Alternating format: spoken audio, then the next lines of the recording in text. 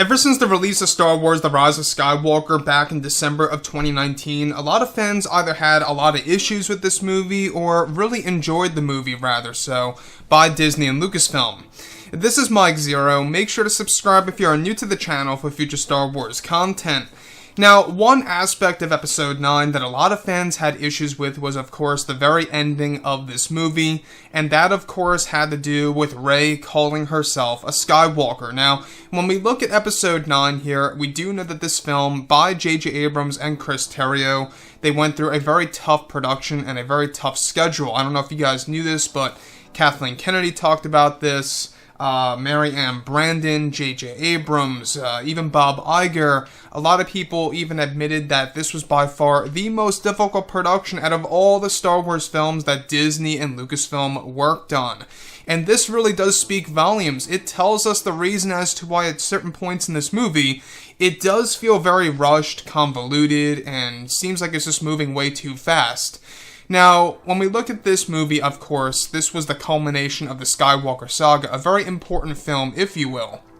Now, I myself had some issues with this movie, as I went over in my initial review and my reaction of the film a couple of months ago, as you guys may have seen. And when we look at what Disney and Lucasfilm are trying to do as we speak right now with the future of Star Wars, this is where things begin to get rather intriguing for everything related to this franchise and this brand. Now that both Disney and Lucasfilm are done with the Star Wars sequel trilogy, they are moving on to their new Star Wars universe, also known as their new expanded universe, to tell new tales of the Star Wars galaxy in many and unique ways for the Star Wars community, where one of the big plans is that Disney and Lucasfilm has in store for the fans has to do with satisfying those who had many issues with The Last Jedi and The Rise of Skywalker to create a better experience for the fandom that had issues with the sequel trilogy. One of their plans is actually said to retcon many elements of The Rise of Skywalker and to retell aspects of that film as well in many different ways. Lucasfilm is said to have a major plan to retcon The Rise of Skywalker with a series of books and novels that are currently being planned right now to be released sometime in 2021, as well as a graphic novel that will retell the entire film in different ways that is said to provide the fans a different experience when watching the film afterwards. Now, these books and novels are said to hold major revelations of specific characters in the film that will change how fans view the film once they watch it again after reading the new canon material. Now, this is said to be Disney's way of satisfying the fans who had issues with the new films of the sequel trilogy, and that they plan to retcon aspects of the story between Palpatine and Rey with their new Star Wars universe, and that they are looking to also changing aspects of the Skywalker family and some plot elements of the film, with these new canon pieces to be released sometime next year for fans. This is said to be Lucasfilm's way of trying to gain back their lost fans after The Last Jedi backlash, and especially those not so satisfied with the ending of Episode 9. The canon material will also give away new secrets about some of the core characters during the events of Episode 9. So, in case you guys did not know this, the new Star Wars universe is going to kickstart this March of 2020 with the novelization of The Rise of Skywalker. That's going to be their first step of developing this new EU, if you will.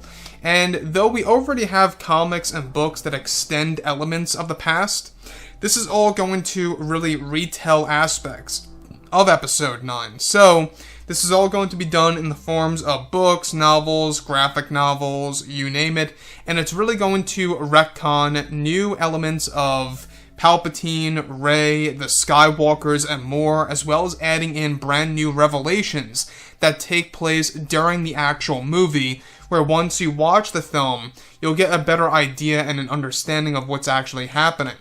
Now, the thing about this is that we do know that Disney and Lucasfilm, they realized the backlash that they received with The Last Jedi. There's no denying that. It's one of the main reasons as to why they are trying their very best to satisfy fans with this new Star Wars universe that, by the way, is said to be modeled after the MCU when it comes to their books, novels, video games, TV shows, movies, and more. That's really all going to interconnect with each other. And this, to me, really seems like what Disney is trying to do is that they're trying to do something very specific for the fans. Something more so for the hardcore fans that had a lot of issues with the sequels. Now, that's not to say that the casual fans didn't have issues with The Last Jedi and The Force Awakens, even The Rise of Skywalker. They did, but it was mostly catered to The Last Jedi. That was the big one, right? So I'd say that this could have been handled in a better way. The way that they should have really handled this, as far as, retconning elements of The Rise of Skywalker, I would have done it in a more visual way. And what I mean by that is, they could have done this in the forms of deleted scenes, like how they plan to do with The Last Jedi, by incorporating scenes into an existing film, and kind of retelling aspects of the movie here and there. Now, obviously, this is a brand new movie, and it didn't really get a backlash as big as The Last Jedi, so I wouldn't expect them to do something that big. But the fact that they're looking at books and novels and comics and graphic novels to be released next year really does speak volumes for sure. So anyways, guys, drop a comment below. Let me know what you think about all of this in the comments. And if you guys did enjoy the content for today, do make sure to drop a thumbs up on this video to support the channel. I thank you all so very much for the kind support, and I'll catch you guys next time.